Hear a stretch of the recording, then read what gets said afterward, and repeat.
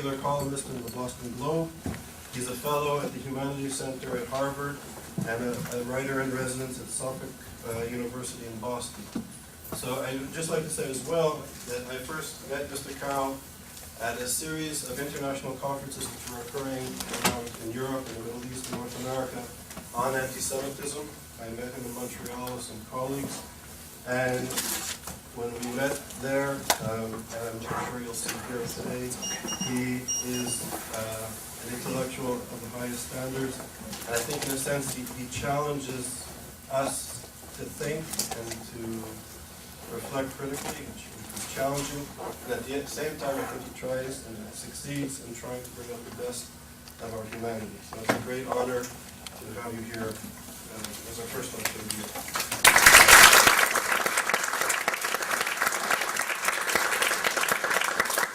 One more announcement. Could everybody please turn your cell phones on? Thank you very much, Charles. And ladies and gentlemen, thank you. And I'm honored to be here with you this afternoon and determined to make good use of our time together. I'm going to speak for 35 minutes or so and hope that we can engage in a conversation about some of the questions that are before us. I honor your earnest, serious attention to this great question, and I'm hoping to be worthy of it. Before I speak, however, I want to say something. I want to say something about this journey that I've been on. It's 3 roads that need a little explaining. I've been on the journey of Constantine's sword, a book that was published just before 9/11. And right after 9/11, the meaning of this long look at the history of Christian anti-Semitism took on different color as religious intolerance became the ground of a new and dangerous condition in the world. And the relationship of the old and unfortunately powerful tradition of Christian anti-Semitism suddenly looked different in the context of a new and inflamed, belligerent Islamic fanaticism. And the place of Jews in the world, post-Holocaust, in the time of Israel, in the time of Jewish thriving in the United States of America, also looked different. And every one of our lives has been different. So I've been on this journey that has 3 roads, and only one of them is this long history of Christian anti-Semitism. And I'm going to track through that road with you this afternoon. But the 2 others I want to acknowledge. One, I've been traveling and paying attention over the last more than a year to events at the United States Air Force Academy, where a religious zealotry marked by a determined proselytism has, in an unexpected way, in the United States and in the United States military, singled out for particular attention Jewish cadets. Why is that? And what does it mean? And when I ask that question, I immediately have to pay attention to the other road that I'm on. So 3 roads: anti-Semitism down through the centuries, this contemporary story of religious zealotry confronting the unbelieving other, which is, of course, an echo of this other paradigmatic history of religious zealotry confronting the unbelieving other. And then, because of the accident, the coincidence really, that it's the United States Air Force Academy, I've also been on a road of my own life story, which, because of the peculiar accidents of my life story, turns out to be quite relevant to this long history. My father, an Air Force general, my own being brought of, come of age in an Air Force family, closely attuned to the stresses of the Cold War, my life choice to enter the seminary and become a Catholic priest determined by what I would call nuclear dread when I was a young man in 1960, 61, 62. The Cuban Missile Crisis, some of you are old enough to remember the dread attached to that. particular accident of my life story, my father was the person who discovered, as the director of the Defense Intelligence Agency, the marks on the ground in photographs of Cuba that showed the Soviet missile sites. And it was out of the determination to, as I put it to my dad, work for the things that last, that I embraced my vocation as a Catholic priest. But oddly enough, that journey brings me through the reckonings of the 1960s, especially around the Second Vatican Council and the powerful event that took place there, to which I'll return. But also in the 1960s, a broad Catholic reckoning with the failure of the Church during the Holocaust. You recall the play The Deputy, the controversies around that. And then the witness of Pope John himself, who put the Church's relationship to the Jewish people firmly in the center of the Second Vatican Council. And then my ordination to the priesthood, my being conscripted into the anti-war movement during Vietnam, which in an odd way turns out to have been a kind of holy war, with a particularly Catholic aspect to it, which I discovered to my real horror, really, so that it felt natural that I was then conscripted into the Catholic peace movement, and then begin to question the whole way in which we as human beings have made our peace with the idea of war. So, the Church's war against the Jews, a new religious war that threatens the future, and my own trekking through this life in which religion and war have been totally intertwined.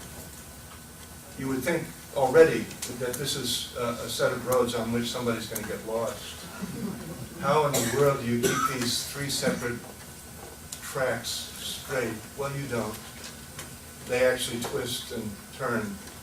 But they do, in the end, as I've discovered in this work, amount to one road, leading ultimately to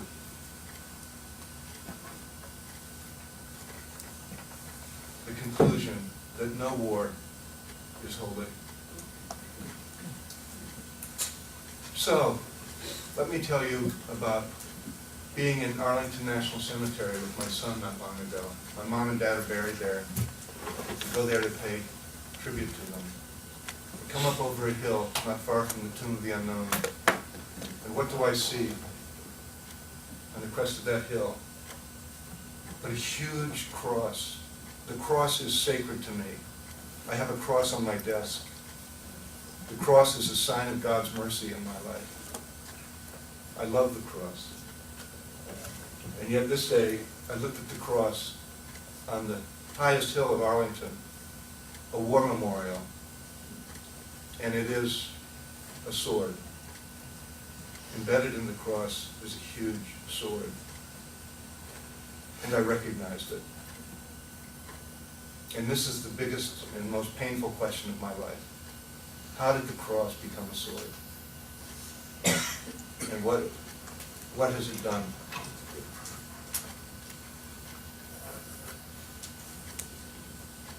So the story begins back there with the cross.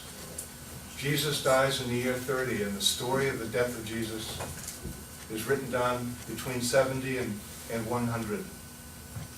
And you know what happened. You know it. I don't have to tell you.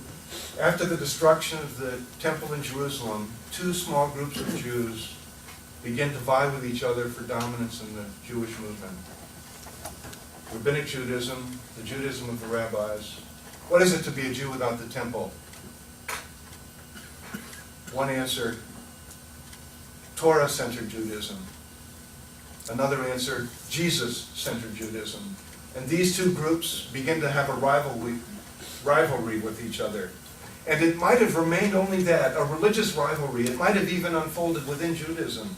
But then something totally unexpected happened, and it's embedded in the Gospels. And that is that one group accused the other group of a cosmic crime. Accused this other group of murdering the Messiah, who soon enough understood to be the Son of God. Accused this other group, that is, of deicide.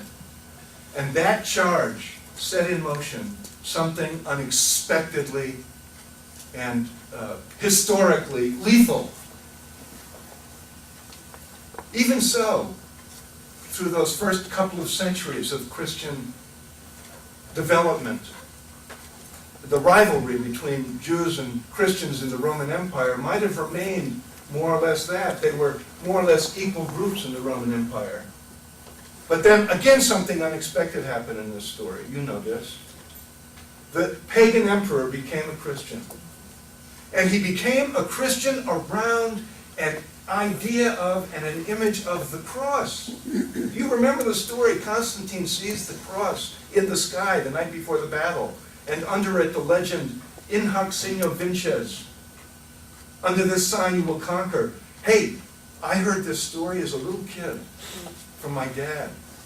Not incidentally, a general officer for whom Constantine the general was a very appealing character. And Constantine goes into battle the next day having instructed his soldiers to, literally he does this, instructed them to reshape their spears into the form of a cross. And they go into battle behind this emblem and they're victorious, and on the strength of that victory, he becomes a Christian. No, more to the point, the empire becomes the church. The empire which murdered the Jew, Jesus, and against which Jesus stood as a resisting Jew, who understood the Roman occupation of the Holy Land as a blasphemy. That empire has now become the Church of Jesus Christ, around the image of the cross. Oddly, and you know this, or perhaps you don't, most Christians don't know this, in the 270 years before Constantine, the cross had not been a Christian symbol. You don't find it on the walls of the catacombs. You find the fish, the loaf of bread, the cup. You don't find the cross. The cross comes into the Christian imagination powerfully now. And Constantine dispatches, the story says, his mother, Helena, to go to the Holy Land to discover the true cross. My mother's favorite saint. My dad was partial to Constantine. My mother was partial to Helena. We won't get into the Oedipal complications since Helena wasn't his wife. Helena was his mother. Actually, there's parenthesis, a story there.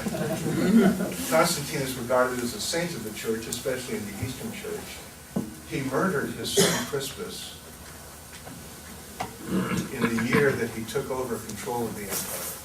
In the year he dispatched his mother to find the cross. And he murdered his wife Fausta, which is why Helena became the regent of the empire. Why? It's a mystery.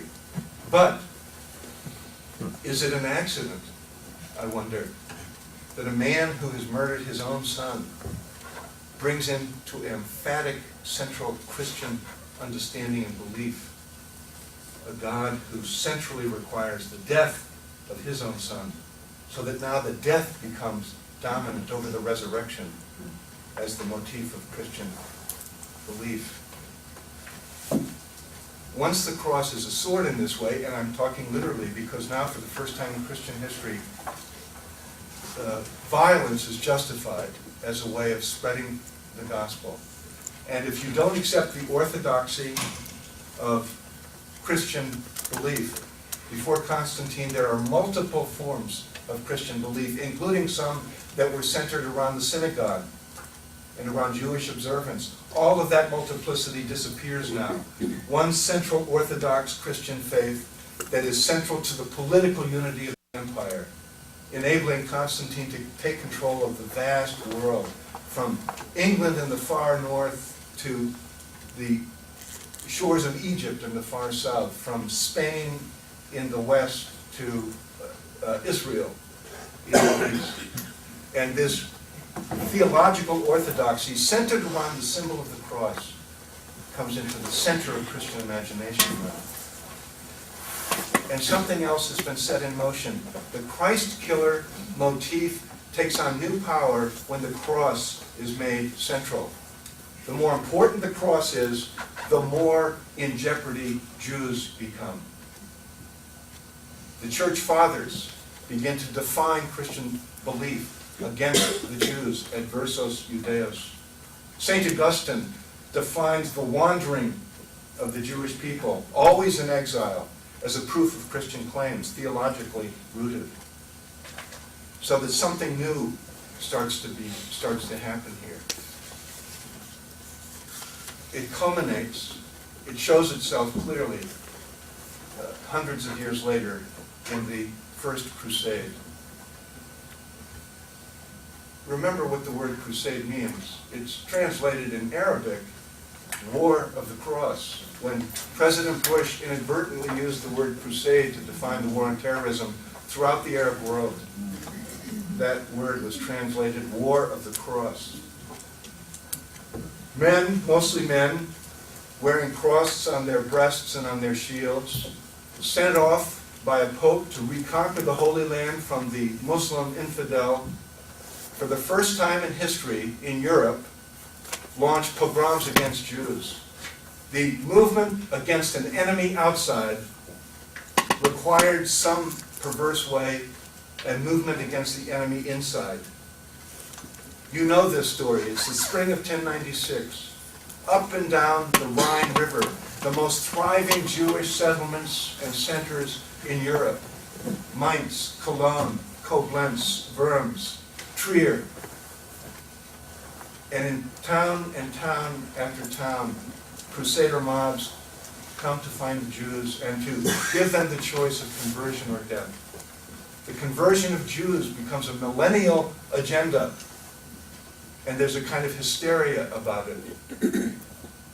And something basic is set in motion in Western civilization. This is the ground of what we call Western civilization, after all.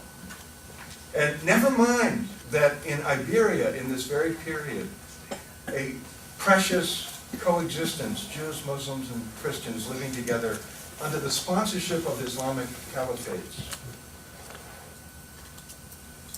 which of course give the Latin West access to the great philosophies of the Greek and classic world, which lead then to further development. The Catholic Church, thank God, renounced violent conversionism, the violent movement against Jews, and popes began to defend Jews against mobs, but without ever tackling the central question: where was the behavior of the mobs coming from?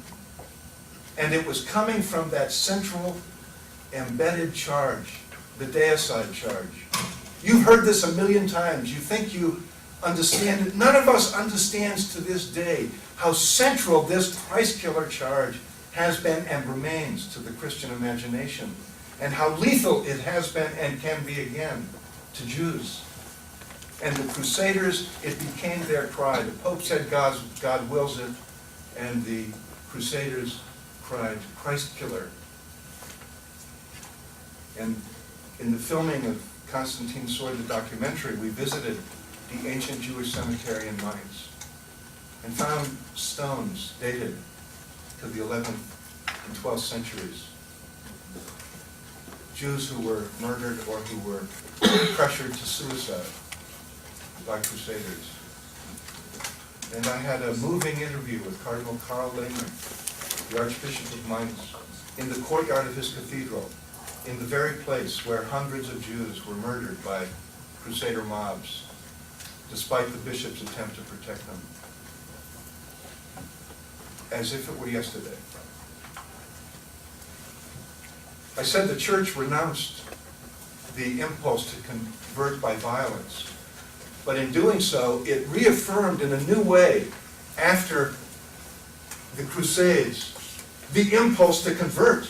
Ironically, those Greek ideas, Aristotle, that led to a new flowering of rational theology in the Middle Ages, were taken to be a new source of argument against Jews. St. Thomas Aquinas, our greatest theologian, composed one of his great works, the summary of the argument against the Gentiles, by which he meant the Jews. And here are the reasons why we can convince Jews now, based on philosophy, since they for 1,000 years rejected our arguments based on Scripture, why we can convince them now which generated a whole new kind of conversionism. St. Thomas was a Dominican. The Dominicans and the Franciscans were commissioned to preach based on this new apologetic, rational argument. You will listen now and you will hear the truth. And a new idea comes in. When Jews reject this truth now, they're doing it out of bad will. Not ignorance, as you saw in St. Paul, as St. Paul said, bad will, which begins to feed a new fervor and a new hatred, a new level of hatred against Jews, which is, of course, reflected then in the 12th and 13th century as the pressures to convert are intensified, especially in Iberia. And in the 13th century in Iberia, coming into the 14th century, if you're Jewish, you lose your property if you don't convert. You lose your place of residence if you don't convert. You lose your office if you don't convert. The convivencia, the coexistence of Iberia, comes under pressure and jeopardy. And more Jews do convert. Sort of. They convert and perhaps in all sincerity adopt some aspect of Christian faith, but they maintain a loyalty to Jewish observance. But they have to do it increasingly in secret. And suddenly conversion spawns conversos. And what's a converso? A converso is someone whose conversion can't be trusted. You can't trust a coerced conversion. You would think they would have known that. You can't trust a coerced conversion. That little turn in the story brings a whole new level of lethality here. Because what happens? Even if you're baptized now, you are a suspect if you're Jewish. Baptism used to entirely change who you were. You became one of the children of God again, one of the elect again. But no longer. Something new comes into the discussion called Jewish blood. The impediment of Jewish blood. And if you are born Jewish, or if you're the son or daughter of someone who was born Jewish, and eventually the great-granddaughter, the daughter or son to the 5th and 6th generation of someone born Jewish, you can't be trusted. Well, the culture needs an institution in which to investigate those who cannot be trusted. And of course, this is the coming of the Inquisition. 1472 or so, in Spain. Everyone knows the story. Do we really appreciate why this is such a turning point in Western civilization? Because it's here that the old Christian tradition of religious anti-Judaism, the argument against Jewish religion, turns into something new, which is racial anti-Semitism. Whatever your religious identity is, it doesn't matter if you have Jewish blood.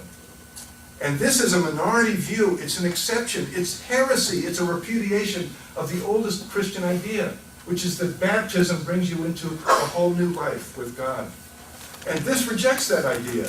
Nevertheless, inquisitors sponsor it. Popes resist it. Indeed, popes are defending Jews in this period. Thank God. And in 1492, everyone knows, Jews are banished from Iberia, expelled. Guess where they were welcomed? The Papal States. Pope Alexander VI says Jews can come here, rejecting this notion of Jewish blood. Yes, still harboring a hope for Jewish conversion, but not pressing it. Jews can live here, in this place. And so, beginning then, in the late 15th and early 16th century, you have this contest between the inquisitors and the popes. And it goes through the whole first half of the 16th century. An inquisitor, a pope, and arguing over the place of Jews. Until 1555, another one of those turns in the story, when the inquisitor, one of the most savage of them, James Carroll, who said if my mother were a heretic, I would sponsor her burning. Carafa is himself elected to the papacy and becomes the Pope. And the first thing he does is affirm the principle of blood impurity. Born Jewish, you cannot hold office in the Catholic Church, even if you're a priest. Son, grandson, great-grandson of a Jew, you cannot be a Jesuit. A rule that's in the Jesuit books until the 20th century.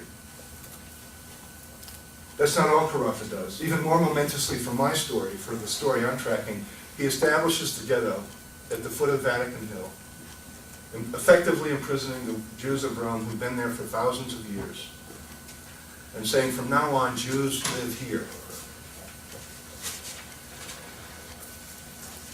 And that, in some way, some awful way, is the first of the great low points of this story.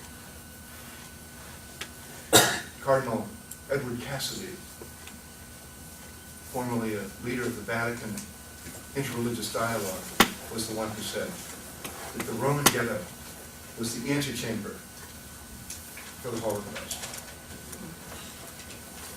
Well, you know the story. There's, of course, in reaction to the extreme oppression of Jews that takes place now, let me put in parenthesis, of course, I'm recounting a Christian's reckoning with this dark history. I am not telling the story, the glorious story, of how Jews coped with this, and the triumphs of Jewish life, nevertheless, that marked Jewish life through this whole history, including the triumphs of life in the ghetto, and in this period, close parenthesis. But that level of oppression, of course, was part of what then led to the impulse for emancipation, which was part of the ground of what came to be called the Enlightenment itself, partly tied to the savage religious wars among Christians, but also to the demonstration by Christians of their contempt, Protestant and Catholic. Something newly lethal becomes centered in Germany with Lutheran anti-Semitism, which will bear its own dark flower. But it's in reaction to this that we have the emancipation and ultimately the Enlightenment itself. And in the United States of America, the precious response to all of this, which is centrally embodied in the simple idea of the separation of church and state, which is an undoing of what Constantine did, removing power, political and military power, from religion, which is why the story at the Air Force Academy has resonance here. Is the separation of church and state somehow in jeopardy in the United States? It is not a trivial question, especially when it's involved not only with political power, but with military power in the context of a war that wants to define itself religiously. And if Christian, Catholic and Protestant, fundamentalism begins in a new, fresh way to define the West, what will that do in relationship to Islamic fundamentalism? How, in other words, do we defuse Islamic fundamentalist extremism as opposed to playing into it, exacerbating it, making it worse? Let me just quickly draw this summary of this long history, which I know you know very well, to a close, staying with that neighborhood in Rome. Because, you know, this whole story from the Christian side was always told as a story of Jewish venality and Christian virtue. There were always Christians who knew how horrendous these things were. You see they're witnessed again and again, but they're always a minority and they're almost never in power. And there is this terrible period in the 19th century when the liberation of the Jewish people, which is part of the revolutionary period of Europe, becomes a symbol of the most threatening thing yet to confront the Catholic Church, which is why through the 19th century, and now I'm speaking as a Catholic, the Catholic Church turned its face against modernity and defined all that threatened it again and again by the Jew, which is why every time through the revolutionary periods of that century, again and again, revolutionaries liberated the ghetto in Rome. as the first symbol that this old order had to change. And when the revolutions failed, as they did repeatedly in the 19th century, the papacy reestablished the ghetto as the symbol of the restoration of that order. Until finally in 1870, the last ghetto in Europe is in Rome, the papal city. It's a disgrace to have to admit that as a Catholic. And in 1870, when the revolutionaries take the city away from the Pope, the ghetto is freed once and for all, they thought. Because, of course, it's only decades later, that the regime of the ghetto is reimposed once more with the fascist laws of the 1930s, imitating the Nazi laws in Germany. And the great shame I confront, of course, is I'm a man who was born when my grandfather was still alive, and he was alive when all of those discriminatory regulations and laws against Jews that came to mark the fascist system in Italy, when my grandfather was alive, those same laws and regulations were being imposed by the church. So, how can we be surprised that there was so little offense taken at the fate of the Jews? The glories of historic support for Jews and resistance to fascism and Nazism must always be emphasized, of course. But they must always be emphasized in the Christian conscience as exceptional, which is the challenge to our conscience.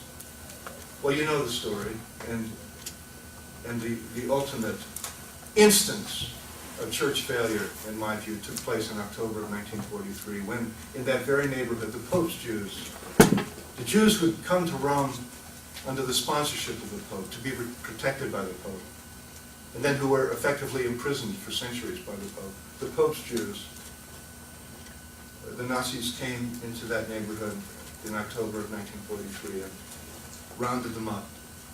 The silence of the Pope has been over and over and over treated. But as long as there's any resistance in the Catholic world at all to reckoning with its meaning, it must be continually insisted upon, too. And the silence that month is the silence that resonates. What the Pope said or didn't say about what happened in Poland is another question. And there are debates. We don't know because the archives aren't open. What exactly was known, etc. We know exactly what was known in the days and evenings and nights of October 1943. And I've had the privilege of talking to people who were there. And they told me, as one of them said, if only he had done what he did when the city was bombed, saying nothing. But when the city was bombed, he went there and just stood there and he put his arms out in the form of the cross and stood there where the bombing had taken place, the Allied bombing, by the way. If only he had done that, this man said to me, the roundup would not have succeeded. This man, by the way, was in hiding until the spring, months later. And he explained all that time they were waiting for a word from the Pope. It never came, and they were finally arrested when the family dared to gather together to celebrate the Paschal meal, the Passover meal. And they were broken in upon and arrested, and we lost all of this. The Holocaust, the Holocaust, the Holocaust. No, we must not get over it. No, we must not leave it behind. We Christians, because the Holocaust is the epiphany. Yes, it was the Nazis who did it. And yes, there was a neo-pagan aspect to Nazi hatred of Jews. But it was centrally and always tied to this long Christian tradition. Pope Benedict has begun to speak as the German Pope about these things in ways that suggest a will to deflect, a will to refuse to reckon, and he must not. be permitted to do it without challenge. And Pope Benedict must be called to the standard of the Second Vatican Council. A word about that in my conclusion now. I, as a boy, had the privilege of meeting Pope John the 23rd. My life changed because of it. I felt touched by God because of it. I didn't understand how that could be or why. And it was only years later that I understood what was important about him. He was one of the few Catholic prelates to actively resist the Holocaust, providing baptismal certificates to hundreds, perhaps thousands of fleeing Jews in Turkey. And when he became Pope and called the Second Vatican Council, he required the bishops of the council to take up the question of the Church's relationship to the Jews. You can hear the conservatives say, take up? What's to take up? But he knew, and he forced the issue. And in 1965, that led to Nostra Aetate. The great turn, finally, in this story. Nostra Aetate did two things of significance. It went right to the heart of this problem, what I began with. No to the Christ killer charge. That must never be said again. And no to conversionism. The covenant God has made with Israel is full and complete and permanent. Without explaining how this touches on traditional Christian theology about the necessity of Jesus for salvation, the Vatican Council affirmed the covenant as the authentic connection to God for the Jewish people. Since then, the Christian world, the Catholic Church in particular, despite efforts to fulfill this beginning, have been ambivalent and even in resistance to this change. And that's the question that remains for us Christians. Two questions I am left with after this history. One, will we Christians fully and firmly and finally root out the Christ killer charge? Well, actually, not until we change the way we relate to our scriptures, because that's where it's embedded. Matthew, Mark, Luke, and John, they all have it. And that challenge to our Christian basic belief and sense of ourselves is hugely problematic. How do we do this? We have to do it. Second, we Christians must fully and firmly renounce conversionism, the impulse to proselytize, with the Jewish people in particular. And I would argue we have to embrace a much fuller sense of pluralism, honoring the religious impulses of other people, which leads to my second large conclusion. This old habit of denigrating the other is so embedded in Western civilization that we are in danger now of being at its mercy in relationship to the world of Islam. Yes, the most ferocious and dangerous anti-Semites in the world are now Arab Muslims. But that shouldn't deflect us from two basic facts. Number one, anti-Semitism is most lethally rooted in the Christian tradition, not the Muslim tradition. And Christians aren't finished with it. And number two, this tradition of contempt for the other ill prepares us to deal with the clash of civilizations. And we are in danger of stumbling in to a religious war, in danger, that is, of accepting Osama bin Laden's invitation.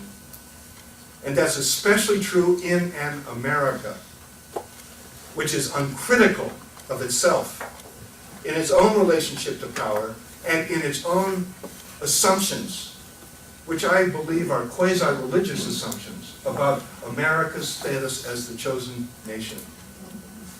And in a more particular way, the upsurge of Christian fundamentalism, whether it's Protestant or Catholic, that defines other people's faiths as inferior and holds them in contempt, is especially dangerous now. Especially dangerous now. Let me just conclude by telling you a quick story. When I was a kid, I lived in Wiesbaden, Germany, because my dad was in the Air Force. And it was 1959 or 60, and I was one of a group of boys that loved sports car racing. And there was a big race, the Grand Prix in Berlin. Berlin was the isolated city inside of communist East Germany. And it was a flashpoint. And therefore, it was essentially off limits to people like us. But there was an U.S. Army train from Frankfurt to Berlin every day. And we wrangled our way onto that. I think there were 4 of us. We took over a compartment. It was fabulous. What an adventure. And we couldn't wait to get to the Iron Curtain. Because we knew that that's where the confrontation would be, you know. And before we got to that point, the MP came through the train. And he gave us instructions, explained that the 4-party treaty involved certain regulations, and the Soviets were always looking for an excuse to violate the treaty. The regulations had to be enforced to a T. And the regulations included, close the shade on the window and don't open it, and by no means do you take any photographs. He left. We're sitting there, the train pulls into Helmstedt, as I recall, or near it. The engine is shut off, it's dark. We hear the barked orders outside, East Germans talking German, another language, oh God, Russians. It's like the soundtrack without being able to see the movie. And suddenly, I don't even know which one of us did it, but the shade came up an inch. And the next thing I know, I've got my camera, and I've got the lens of my camera at the lower shade, and I press, and it feels like even before I press the thing, the door burst open, and in comes this huge American military policeman, grabs me, throws me up against the bench, grabs the camera, in a flash, the camera's open, the film was all over the compartment. I said, whoa, this guy is really bad. And then I saw what he was doing, because right behind him, with machine guns, were an East German Volkspolizei and a Russian soldier. They were there to enforce the regulation. And the MP was showing them that he was enforcing it. And his roughness to us was part of that. And they finally withdrew. And then he wrote us up. And when he looked at my ID card, he saw that my father was a general. And he looked at that, and he decided, he chose not to write me up. He said to me, at this altitude, my nose bleeds. He didn't want to have his name on a report that was going to go to a general. But then, as he left, he turned to me, and he put his finger right in my face, and he said, some damn fool like you is going to start World War III. 2 things. I still feel the burden of that. I'm ashamed of what I did.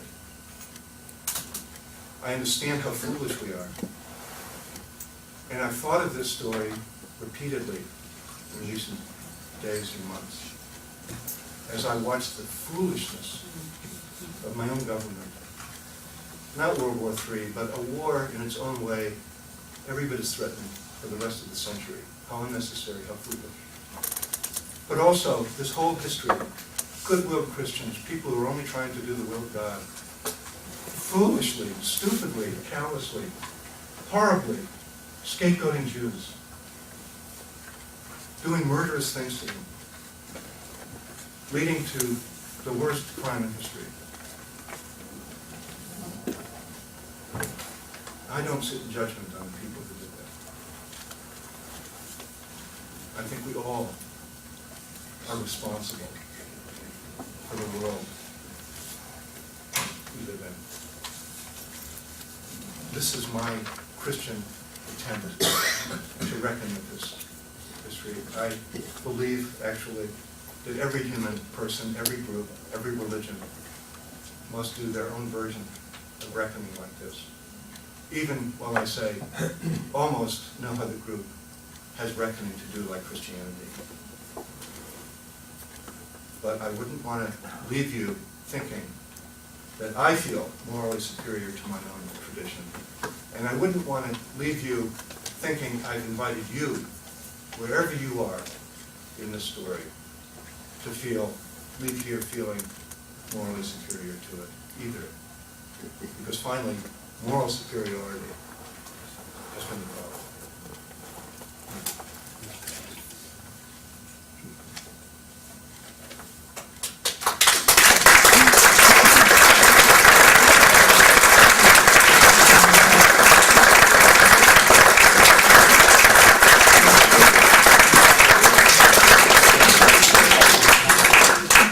Comments, arguments, questions? Yes, sir. Just one comment I'd like to make. This is a history I've learned from and I come from a country that has certain relationships with Islam, and I've lived here 40 years and loved it, and I have some religious background. But more importantly, it seems to me, the issue now is sociological, it is behavioral, it is money, it is economics, it is also an exploitation. That has been done well by the colonial powers. Unfortunately, it's been perpetuated by a non-colonial power as it was once. It seems to me that that's still the big issue we have to deal with in terms of not of anti-Semitism, but one thing much bigger, anti-Islamism.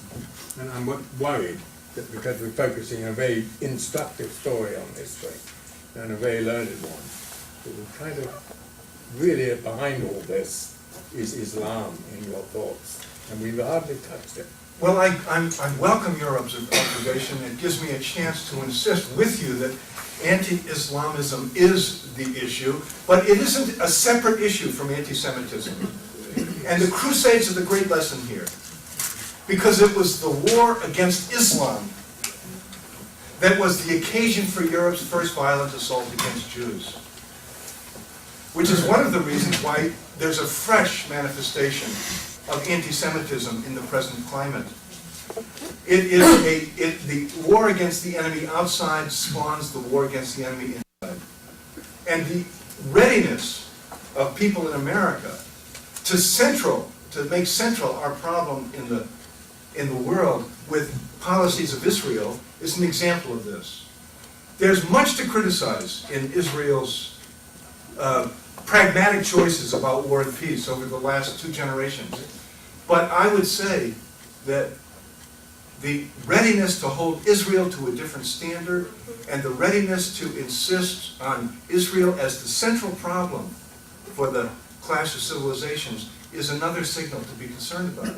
You can't, in other words, in my view, separate authentic concern to oppose anti-Islamism and authentic concern to oppose anti-Semitism. They are two sides of a coin, in my view. And I welcome your response. I'm some risk of discussing this with you. We've studied it for a long time. But I'm more concerned to hear something about the fact that we are not living up to the very criteria that the more sane, and there are many, Islamic people would expect of us. Listen, I agree with you. Let me give you an example. That's all I want to say. Well, I agree with you, and that's what I said. I said Christian fundamentalism, especially, Catholic or Protestant, exploits, invites, exacerbates, puts us more at the mercy than ever of Islamic fundamentalism. It shouldn't. It does. It ignites reactions that I think are understandable and predictable. When Pope Benedict says that, quoting a medieval source, says that everything that came from Muhammad is evil. And of course what Pope Benedict is doing here is affirming the central Christian character of Europe. That's behind what he's doing. His argument is about Europe. And his argument against Islam as the irrational religion, as opposed to Christianity, which is the rational religion. Christians are rational, therefore we don't have to proselytize by violence. We can make the case for our beliefs non-violently. That's the advantage of Christianity over Islam, which is by definition violent. This is an inch below the surface of what the Pope said. That expression of contempt for the tradition and history of Islam gives a religious underpinning to the callow and mistaken reference of President Bush identifying the war on terror as a crusade. So I completely agree with what you're saying. What I'm insisting against, and this is actually, it's hard to insist on this because the conversation about anti-Semitism has been so corrupted in the last few years. If you're concerned about anti-Semitism, you must hate Palestinians. Or if you're indifferent to anti-Semitism, you're indifferent to Israel. That breakdown of concern is deadly right now. We have to insist that religious triumphalist fundamentalism of whatever stripe is the problem, and we must check it. Someone else, yes, Can I just ma'am. interrupt for a second? In this Q&A, if you wouldn't mind for waiting for our camera to come to you before you ask the question, and if you wait till they come back to you to give your answer. So it'll slow things down a bit, but I think it'll give everyone a chance still to do their thing and be on camera. And we're also going to pass out some questions. Not that you don't all have good questions of your own, but if anybody has a chance and wants to ask some of these, we'd love to get your version of these. Okay? So we're going to pass that down. And thanks for your patience with this process, folks. Yes, ma'am.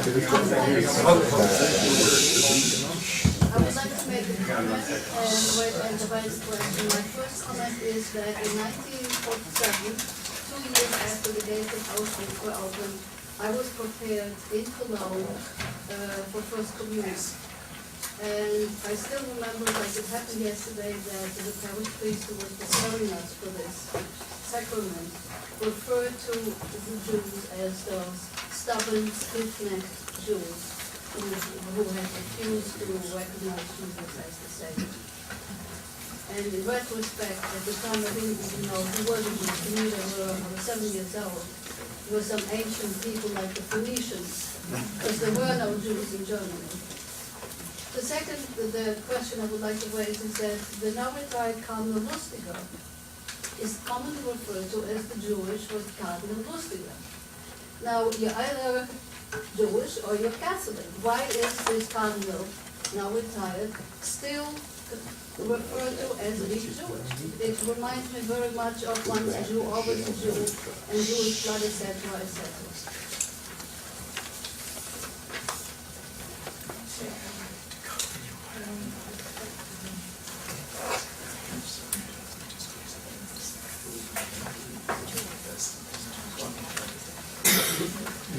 You're telling us that the priest in 1947 in Cologne referred to the stiff-necked Jews is stubborn and stiff-necked Jews is such a poignant reminder of a problem that's still pervasive. Very few people would be so uncivil as to say stubborn and stiff-necked Jews. But throughout the Christian world, we are still at the mercy of a narrative, a story, that portrays the stubborn and the stiff-necked Jews. We do hear that language, that uncivil language, in our most sacred text. Which is why, and the reason, the poignancy of 1947 Cologne is what you're reminding us of. Not even the Holocaust uprooted this. And it isn't uprooted yet. Which is why, of course, the Holocaust must always be remembered. But say a word about the second observation you made. Just remind me. About Cardinal Lustiger, yes. Well, you know, the Jewish Cardinal of Paris, yes, you remind us, I mean, this is how embedded our thinking is. He's born Jewish. You all remember that Cardinal Lustiger was one of the hidden children whose parents were executed at Auschwitz, and who was raised a Catholic, and became a Catholic priest and is now the retired Archbishop of Paris. And his story is a poignant reminder of this very problem. During the Holocaust, the church did speak up in behalf of Jews. Baptized Jews. Because the church had, thank God, let go of that racist claim that once you were baptized, it didn't change anything. So the church is now affirming that baptism does make you a full member of the community. But the church was indifferent, essentially, with some exceptions, some few exceptions, indifferent to the fate of Jews who were authentic and complete and permanent Jews. Which is why it was problematic for some people when the church named Edith Stein a saint. Why was she being honored? For being the right kind of Jew who had converted? After all, the Nazis killed her in Auschwitz, as they would have killed Lustiger if they'd gotten him, for being Jewish. By the Nazi standard, Lustiger remains Jewish. We know that. Edith Stein, the story of Edith Stein is one of the most poignant and painful stories here, that she should be a point of conflict between Christians and Jews, because she herself would have had nothing to do with that. Her own earnest attempt to find a spiritual meaning, not repudiating Judaism, repudiating her secular atheism, because she didn't actually understand her own Jewish roots as a source of rich spirituality. So she came into Christianity and discovered it there, and then as a Carmelite nun. But one of the most moving things I experienced in this journey that I've had with Orange Jacobi is that we went to the convent where she lived in Cologne, and we met a nun who was there when she was there. And she gave me a copy of the letter that Constantine wrote to Pope Pius XI in 1933, within weeks of the Nazi boycott of Jewish businesses on April 1st. And it was a firm demand even, not request, demand, that the Pope speak out against what she called the extermination of the Jewish people. And the letter was never answered. And later, closer to the time when she died, 1942, as she was fleeing Germany after Kristallnacht, she wrote in her diary, I wonder, some version of this, I wonder if my letter ever comes to the Pope's mind now, after all that I predicted has come step by step to be true. Yes, sir. I read an account in this book about a diatribe by I'm sorry. Sean O'Malley, Excuse me. the Archbishop of Boston, who had a diatribe against you. Yes. Could you clarify why he stubbornly indicted you? If it's the indictment I'm thinking of,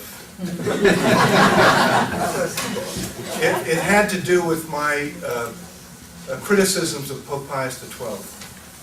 And I believe, I remember Archbishop O'Malley, now Cardinal O'Malley, published a firm rebuttal defending Pope Pius XII. If he still believes that, this is a few years ago, Cardinal O'Malley and I simply disagree. And I do not believe that Pius XII was a war criminal. I don't believe he was worse than other leaders. Churchill and Roosevelt could have brought Jews into Britain and America and didn't. Not even the minimal quota of Jewish immigrants was being met during the early years of the Holocaust in the United States. That's a disgrace. Pius XII was typical of the leadership of Europe and the West. He shouldn't be singled out for special censure, in my view. My simple point is, as long as there is a movement in the Vatican to make him a saint, I feel obliged to continue the criticism. Because even though he was no war criminal, he was no saint. And that's the simple point. He was a Catholic who did the best he could do as it was given to him to see it. And I meant what I said before. I do not sit in judgment on him or any of the other bystanders or even perpetrators. I pray to God I would not have been a perpetrator. I recognize the bystanders. Knowing what they knew, believing what they believed, would I have behaved differently? I hope so, but I can't claim it. The point of doing history isn't to sit in judgment on the past from a position of moral superiority.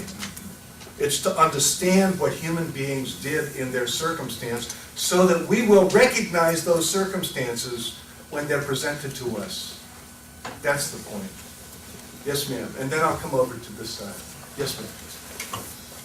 For me, the most striking takeaway from your talk is the challenge to moral superiority, which I really appreciate as a Catholic. And my question is, and it's a genuine concern, which is, since moral superiority has a component of distancing ourselves, is there a danger when we talk about fundamentalism in any religion that we would internalize that sense of superiority to those people, that we would distance ourselves from those people and somehow they would become demonized, even where we can hold beliefs that are different? How do we genuinely not make those people the problem?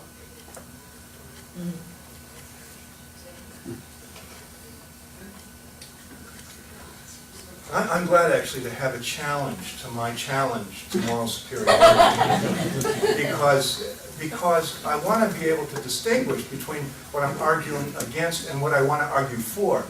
I'm against putting people down as human beings. Every human being is worthy of respect. And every religious tradition is worthy of being understood on its own terms. So yes, fundamentalists, we don't want to denigrate fundamentalists either. But that is not to say that life in the real world doesn't require argument against fundamentalist principles. Because the Christ killer myth, to stay with that example, is lethal. People have died because of it. And if you believe the Jews were the murderers of God, I'm going to argue with you with every breath in my body. Even while I hope not denigrating you as a human being. Therefore, evangelical Christians I honor. I share their faith in Jesus. Evangelical Christian fundamentalists who go into the United States Air Force Academy and single out Jews for special proselytizing, I will argue against them in every way I can. I will point to them and say it's wrong, and I will remind them where such impulses have led in the past. So it is a delicate balance. Can we both be respectful of those who disagree with us? Here's the Enlightenment question, pluralism. Here's the Enlightenment question. Can we affirm tolerance even to the point of tolerating those who are intolerant? And the answer in the Enlightenment is yes, we can. Intolerant as long as they're not violent. Freedom of speech in the United States. They don't have this in other countries. So, but we do believe in this country in the power of speech, and the power of argument, and the power of writing, and the power of doing history. Why did so many Christians go to Mel Gibson's film, The Passion of the Christ, and see it as only an occasion of spiritual uplift? Because they don't have the historical knowledge or the critical understanding of Scripture. They don't have the equipment to think critically about what Gibson has put on the screen. They're at the mercy of it. And my job, as someone who has the vocation of the writer, is to put in the public sphere those moments of history and those facts about the Scriptures that will enable people to think critically. If you understood where that portrait of the Jew led in history, exactly that one, you would not be uplifted by it. Yes, you want to just rebut or come back? Well, there's a piece, I'm glad to hear your response. I share a recognition of the humanity of the response. My follow-up is, because there's always an element of distancing ourselves from those people we disagree with, and certainly this is something I experienced considerably as a female in the Catholic Church. But what I've learned is there's something significant about developing relationships with people we disagree with so that the distancing doesn't become moral superiority, and most significantly, that we understand the journey that makes people arrive where they arrive. So that whether it's slavery or anti-Semitism or whatever it is, I think there's something that we need to understand about fundamentalist Christians that is not component of intolerance, but at the same time, we bring some sense of a history to these people and their positions along with the respect. I don't know them, but if I could dream, I would think about you being in some evangelical Christian setting, giving this talk on the basis of how you will talk to them, not only from an argument of history, but James Carroll, the human being talking to people. Thank you. Yes, ma'am. That's what I was thinking. I was thinking, as a Jewish lay chaplain, I do have a lot of chance to be with Christians at times of need. But I think that more importantly, it's important for Christians, like you were just saying, like yourself, speaking to evangelical Christians, because they'll hear it from you, because you are one of them, versus a Jew saying you're being anti-Semitic. It doesn't come from the same root. And unfortunately, even though your book might be wonderful, I don't think you get the same play that Mel Gibson's movie. And so the question becomes, how do you reach the general public who are willing to go see Mel Gibson and don't have the information to be critical of it?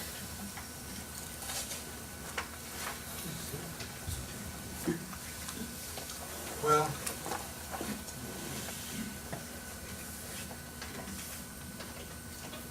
I confess the thing that grieves me the most is how we, let's say Catholics, have failed since the great breakthrough of Pope John the 23rd and the great breakthrough of Nostra Aetate. Unbelievable that the Catholic Church should renounce this basic tenet of the faith. It grieves me how much we have failed to really implement that change. Most Catholics have never heard of Nostra Aetate. I suspect more Jews know about it than Catholics. And that is a grievous failure. And the popularity of the Gibson film and the lack of popular criticism of it is a signal of that. And I will confess something to you. This is very personal to me. I was a Catholic priest. I came of age with John the 23rd. I was a Vatican II priest. I was trained in it. I'm passionate about it. I was in a position of Catholic leadership. I'm not anymore. I'm a Catholic. I'm a loyal and faithful, I would also say practicing Catholic, getting better, you know. But I'm not in a position of leadership. If I had stayed in the priesthood, maybe I would be. I'm not being grandiose here, but tens of thousands of us, Vatican II Catholics, left the priesthood and left the convent. Men and women, tens of thousands. And we got it about that change. And one of the problems we had immediately was with authority that wasn't getting it. And the odd irony is that Vatican II gave us the freedom to claim our identities in conscience as Catholic lay people, which is what I've done. I look back now, though, and I recognize that I am part of why the Church has failed to implement and make permanent the revolution of the Council. And every time I see a signal that the Council is being rolled back or forgotten, I feel a little guilty. Yes, sir. Two-part question. Just following on that, the first part. It almost sounds like you're saying that we need a little rewriting of the New Testament there, the first 4 chapters, or at least an annotated footnote. Is that what you're suggesting? And then the second part is, in your conversation about fundamentalism and Christian fundamentalism, you sort of draw moral equivalence almost between Islamic fundamentalism and Christian fundamentalism. But that may be true up until a point. But the point we're at now, that's not true. And can you just address that? Let me take the second point. They're both incredibly important questions. How in the world can I even seem to draw a moral equivalence between Islamic religious violence that includes suicide bombing, the implementation of suicide as a mode of warfare? How can I even seem to imply any kind of equivalence with that? I don't want to. I think that the nihilist grip of the death wish on whole sections of Arab Islam is a terrifying and terrible development. And there are many ways to understand it, many ways to account for it, only some of them religious. Some of them are about colonialism, some of them are about oil, some of them are about the legacy of terrible oppression from the West, etc. Nevertheless, renouncing that and comparing it to nothing It's important, I agree with you. Having said that, though, and also I would say, I don't draw moral equivalence between Christian evangelical proselytizing at the academy and the vigorous and violent conversionism that led to the Inquisition. I'm not drawing moral equivalence here. But I suggest that it's important for us to recognize the common impulses that lie beneath the surface of these things. Aware, for one thing, for example, as a Christian, that we as Christians have in the past been guilty of our version of this very thing we see in Islam now. Crusaders were suicide bombers of their time. And we Christians can't treat that as if it's Ivanhoe, which is how we remembered it. And the reason it's important to remember it is not to wallow in guilt about it, but to understand that this impulse is part of who we are. When Pope Benedict last week spoke about Islam and characterized it at a certain moment in the Middle Ages, he made no reference to and claimed for Christianity rational, nonviolent essence. He made no reference to what was going on at that very period. That's when the Crusades were at their worst. They were not only attacking Muslims and Jews, they were attacking Christian heretics in the 14th century. So that's what I'm arguing against. You give me an opportunity to say there is no moral equivalence, but that doesn't mean there aren't moral lessons to be drawn from each of these phenomena. And we all have to be responsible for what we're responsible for. And I do believe that self-criticism belongs to every group. It must be. Without drawing moral equivalence there. There is no equivalent among Muslims or Jews to the Holocaust. No equivalent. And Christians share the responsibility for the Holocaust with the Nazis, many of whom were Christians. And that's a very basic position that we have to stand on.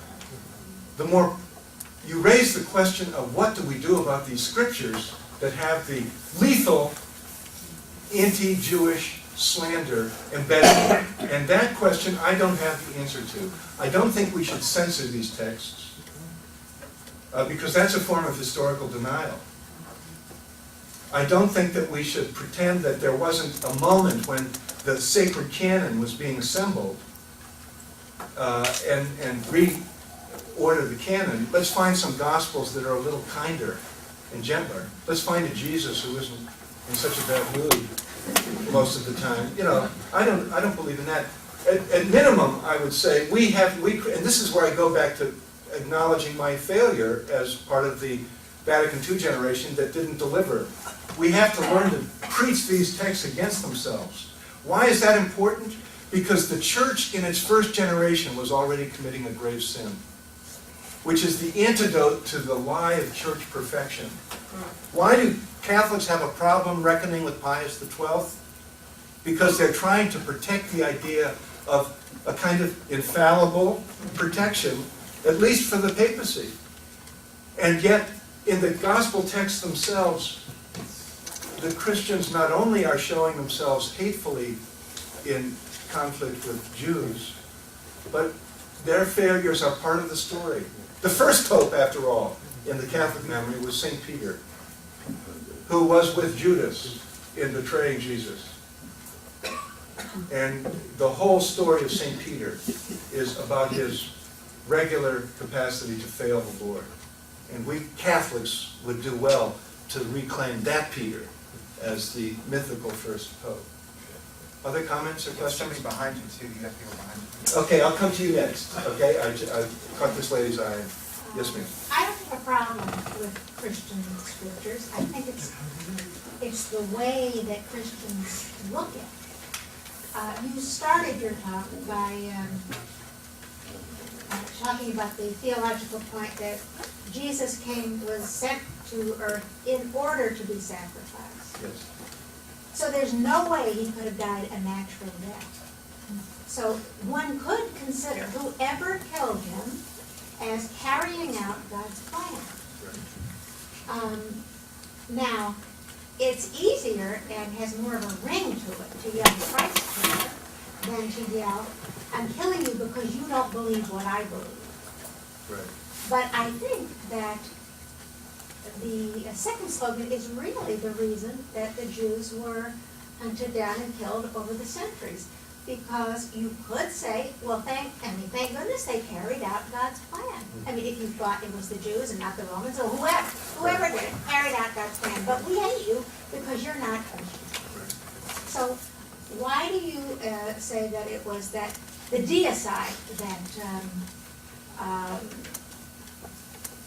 made Jews so hated? I think it's that they wouldn't believe. Right.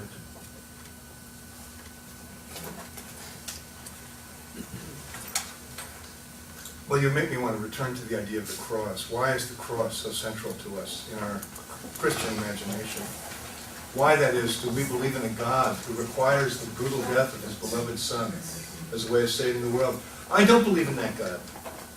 That theology, which is traditional in Christianity, it was given its firmest expression by St. Anselm in what he published in 1098, Cor Deus Homo, why did God become a man? And his answer is very explicit, to be sacrificed as a way of atoning for the sin of human beings against God who Anselm, in a medieval scheme, thought was the Lord, like the Lord of the Manor. And that sacrificial atonement theology dominates the Christian imagination. And you see it at the end, to the nth degree in the Mel Gibson film. I don't believe in that God. That is not the God of the New Testament. That is a post-Constantine, post-Crusade God. The God of the New Testament, Jesus' God, is the one who, Jesus says, God is like, well, he's like a father who has two sons. One of them goes out and squanders everything and blows the family fortune and disgraces the family, and the other one is a good son. And the story Jesus tells us to make the point, God loves them both. God doesn't need to be atoned. God doesn't need the son to come back and suffer. In fact, when the guy has blown through his fortune and is penniless and decides to come home in the story Jesus told, this story is famously called The Prodigal Son.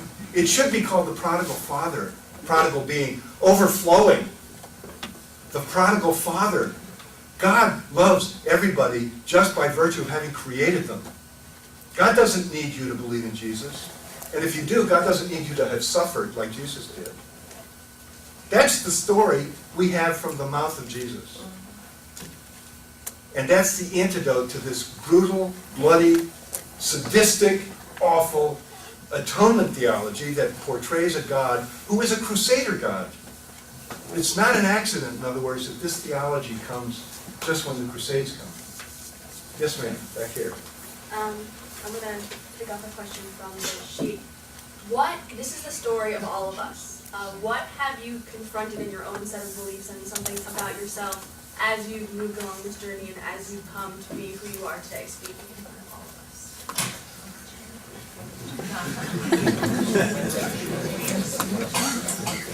That was on the sheet.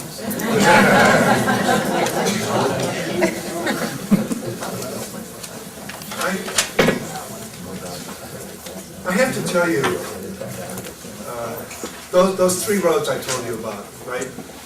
Christian anti-Semitism, the long history going back to the Gospels, coming through the Holocaust to Nostra Aetate. The story of religious zealots at the Air Force Academy in the context of a war that wants to be religious. And then my own story, my dad and mom in the military coming of age through the Cold War and the war in Vietnam. I'd have to say all three of them come to the same place for me, which is, put most simply, that no war is holy. No war is holy. And when the Pope in 1096 said, God wills it, but that's wrong. I think that the most important political moment of my life was when a Pope addressed the United Nations in 1965. And I recognized something new about myself. I was still at the mercy of my father's Air Force. But the war in Vietnam had begun in earnest in March. Operation Rolling Thunder, the savage bombing of Vietnam. My Air Force. I already got it. Quickly. What's this for? What is this about? And in October, Paul VI came to the United Nations, and he spoke to the representatives of the world. And does anyone remember what he said? Jamais plus la guerre. Jamais plus la guerre. No more war. War. Never again. He was talking about Vietnam. But he wasn't just talking about Vietnam. He was talking about World War II. He was talking about the Holocaust. He was talking about all that they had been through. And that simple affirmation is the answer to 2,000 years of anti-Semitism. Don't kill anybody. And if you have an argument with somebody, make it with words. Be a person of conviction and articulate your convictions. But it's also the story of kind of religious triumphalism in America. How we have the ability as a people to go into war thinking we're doing it somehow differently than other people. That when we do it, there's a kind of purity that doesn't need to be second-guessed. And we're living now with the tragedy of that mistake. And in my own story, I can tell you that my father, actually haunted by the prospect of nuclear war, for which he was responsible to prepare, did say to me once, Jimmy, you know, if human beings don't find a new way to resolve their conflicts with each other, we won't survive the century. Well, we did survive the century, but the problem is still there. We won't survive this one. When I was a boy, I thought religion was the opposite of war. And that's why I went into the priesthood. And I learned with my generation that it wasn't necessarily so. And now I find that religion is not only not the opposite of war, but it's a kind of sponsor of war, which is terrifying to me. Look, I left the priesthood, which was a painful decision, but it was also a great liberation. I used to tell my friends, they'd say, why did you leave? I said, 3 reasons. Poverty, chastity, and obedience. But I was half kidding. But when I left the priesthood, I always thought, this is the end of my time where religion will be central to me. I will just be another mass-attending Catholic. I'm going to be a writer. I'm going to write novels. I'm going to write journalism. I'm going to do other stuff. And here it is, more than 30 years later, 35 years later, and religion is at the center of my life. As a public figure, as a writer, as a citizen. How did that happen? How did that happen? I'm aware that the time is rushing by. I'll ask you to speak, and then, was there anyone else who's been trying to speak? And then, yes, ma'am.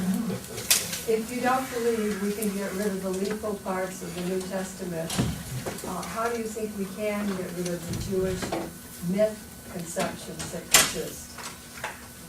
And say more about that. What do you mean? I'm not sure what you mean. Well, when I remember going to bike church and ski church, when I was a youth hostler, and hearing all these horrible things about Jews promulgated from the New Testament. And you say, you don't believe in erasing these parts of the New Testament. And how do you have any suggestion how we get rid of the Jewish MYTH conceptions that persist? Yes.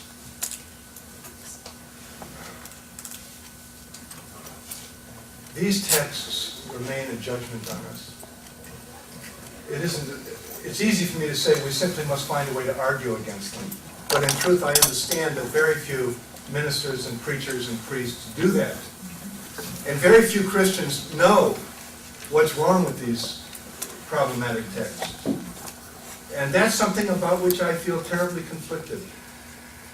I'm committed myself to the tradition. I don't believe in a kind of crass way that God ordained these books. But I do believe in a way that's, I think, true to the biblical tradition, that God has ordained these people.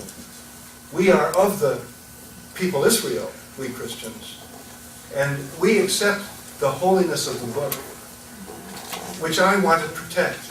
But every aspect of that book, and by now I mean the Christian Testament and the Jewish Testament, the Hebrew Scriptures, are full of problematical texts.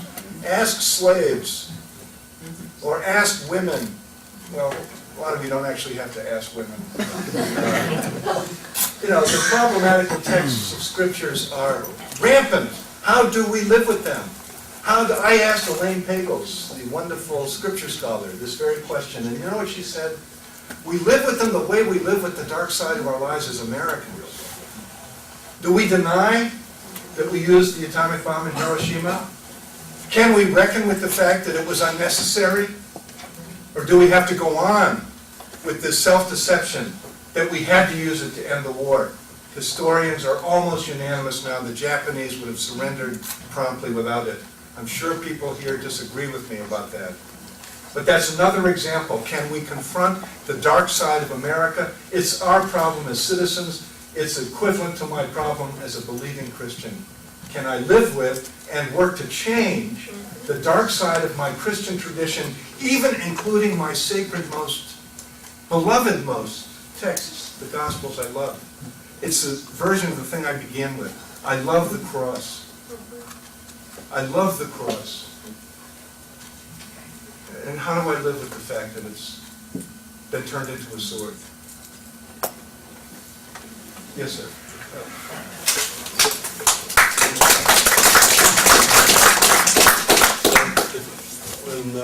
When I hear you speak and I read some of your writings, I'm reminded actually of Manuel Levinas's work and sort of the relationship to the other and the ethics surrounding our relationship to the other. And it's inspiring and it's a difficult journey. So in that light of the other, and the history of diocide, and the history of spreading the gospel, the history of conversion within the church, and especially, I guess, with the New Testament and the New Covenant, in a sense, that Christianity represents, is the existence of the Jewish people not only a thorn in the side of Christianity, but threatens to negate the Christian narrative. And if that's so, how do you resolve that? And Israel, yeah. Well, first of all, let me say I've been compared to Emmanuel Levinas, which is a deep honor, although I now understand why I don't understand myself.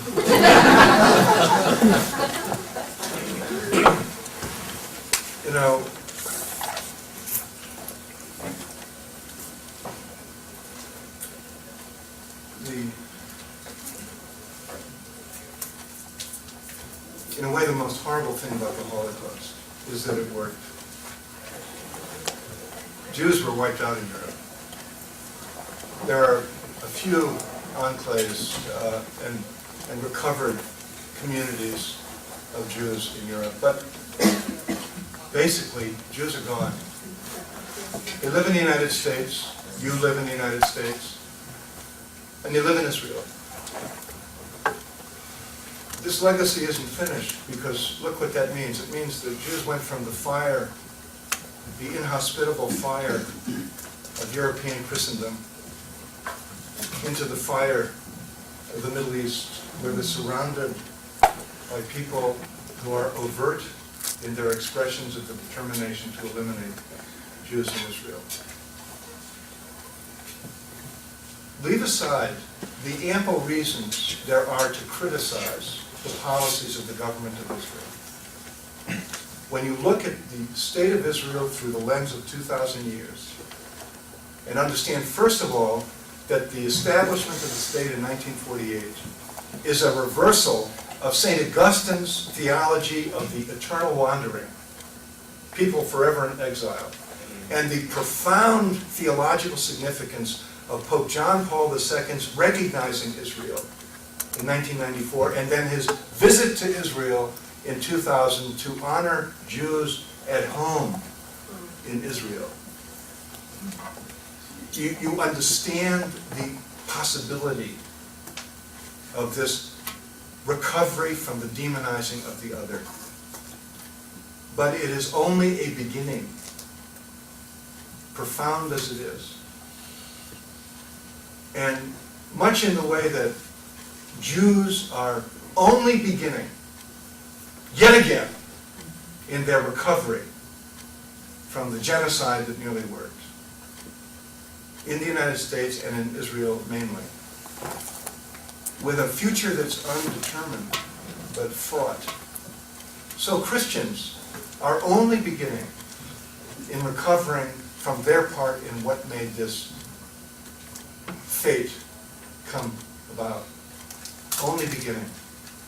It will help, it helps me, I think it will help us all to understand that we're at the beginning of something. The most important determinant of the future, however, is how we remember the past. And that's the point of this work, that's the point of the journey down that long 2,000-year-old road. Also the journey through one's own life, which everybody has to do, in memory. And through the contemporary challenge of a war on terrorism, which threatens to be religious, including an upsurge of, let's call it what it is, dangerous religious triumphalism in the United States. And all of that leaves us actually enlivened and determined. That's what history does, and that's what an authentic look at what we're dealing with does. You look it in the eye and you find the power to defy it. And who better than the Jewish people to remind us of that? That's the story I haven't told tonight.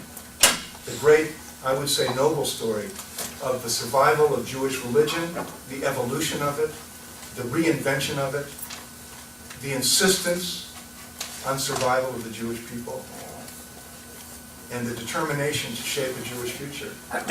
And anyone who's attuned to that has to be encouraged by it, has to support it, I would say, and has to be grateful for it.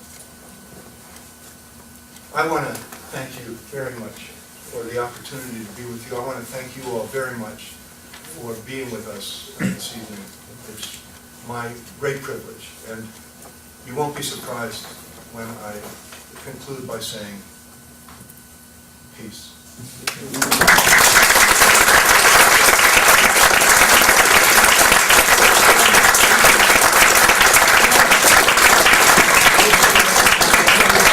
I have a couple of brief announcements.